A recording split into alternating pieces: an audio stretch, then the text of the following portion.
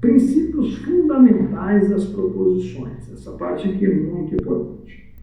Ok. O primeiro princípio é o princípio da identidade. O que diz esse princípio?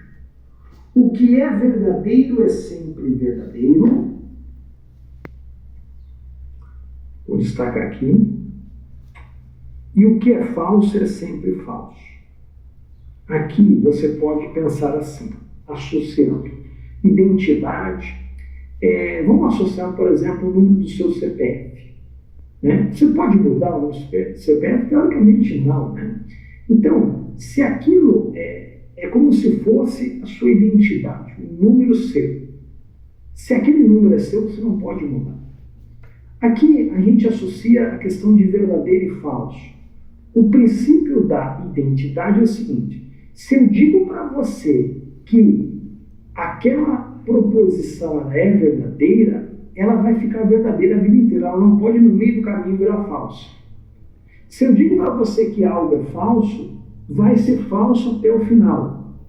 Inclusive, se eu falasse assim para você, considere que a proposição o Brasil, conforme a gente citou ali no exemplo, né?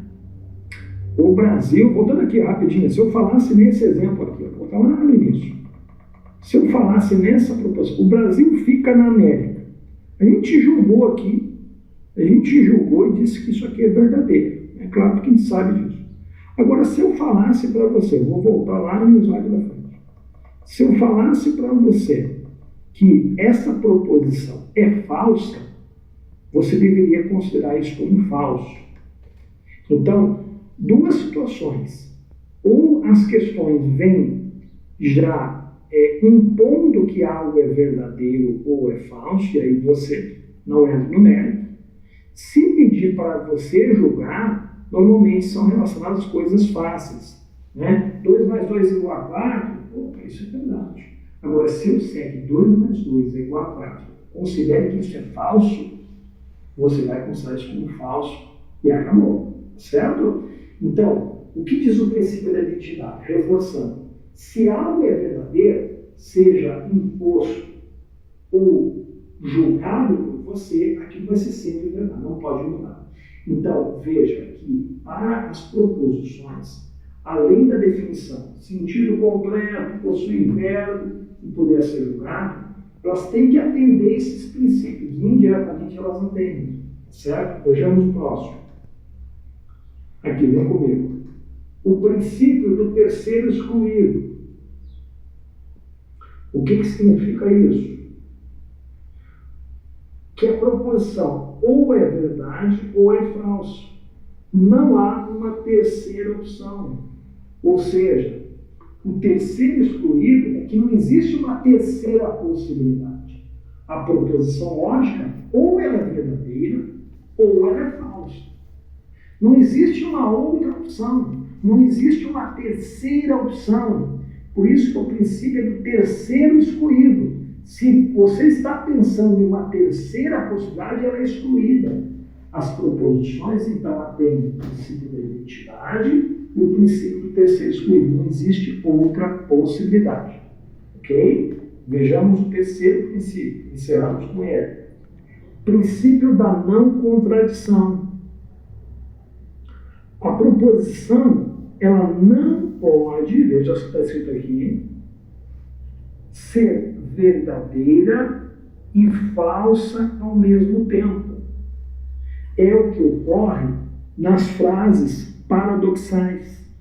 Por que as frases paradoxais não são proposições? Porque elas são verdadeiras e falsas ao mesmo tempo. Exemplo do quadro onde eu citei para você lá no início, eu estou mentindo, ou qualquer algo parecido. Essa frase, ela é verdadeira e falsa ao mesmo tempo. Então, veja, eu estou mentindo. Tem verbo, sentido teoricamente é completo, mas ela não atende o princípio da não contradição. Porque as proposições, elas têm que ser verdadeira ou falsa, mas não verdadeira e falsa simultaneamente. Ok? Então, guarde esses 3 princípios. Princípio da identidade, algo é verdadeiro, vai morrer verdadeiro. Se algo é falso, é sempre falso. Princípio do terceiro excluído e o princípio da não contradição.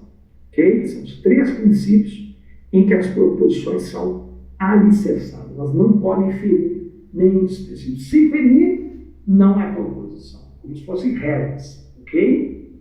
Vem comigo. Classificação das proposições. Bom, as proposições, conforme eu venho citando inclusive exemplos, elas podem ser simples, também chamadas de atômica, ou elas podem ser compostas.